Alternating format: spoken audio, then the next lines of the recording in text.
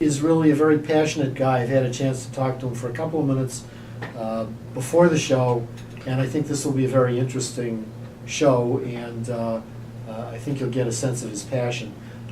His name is Edward Melia, and he's with New World Asset Partners. Hi, Ed. How are you, Peter? I am terrific, thank you. Do you want to tell us a little bit about New World Asset Partners and what they do or what you do? Sure. So what I do is I've been an entrepreneur myself in a past life, and I now help entrepreneurs in a host of ways. And one of the ways that I help them now is by hooking them up with the much needed capital to grow their fledgling startups.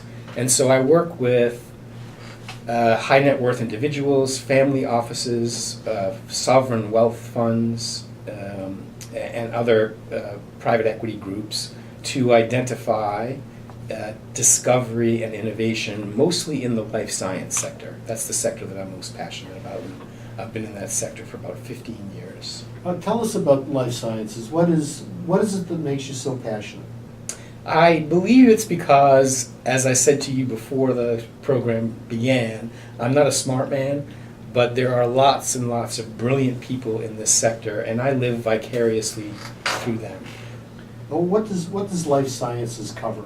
So life science is such a broad term, and it covers so many things, but if you think of it on a spectrum, on one end it is therapeutic. So if you think of all the drug discovery that's going on with Merck and Pfizer and Novartis, moving down that spectrum, you've got medical devices, and then further down the spectrum is medical IT and everything in between. So it's a fairly broad sector, and the interesting thing that I find is that all of those sections of life science are converging in very interesting ways.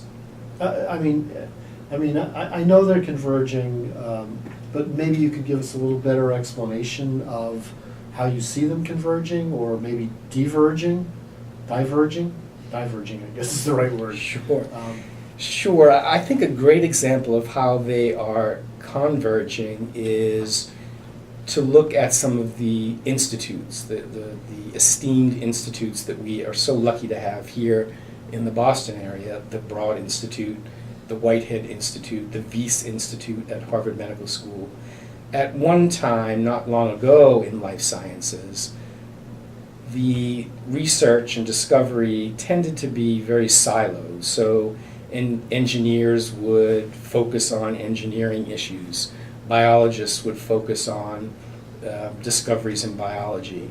But what these institutes have done is they've brought all of these folks under one roof, so that now these multidiscipline teams are looking at a problem and solving them in very unique ways. So that looking at cancer, for example, they're looking at it from the perspective of a chemist, a biologist, a synthetic biologist, a materials scientist, a neuroscientist. Fascinating.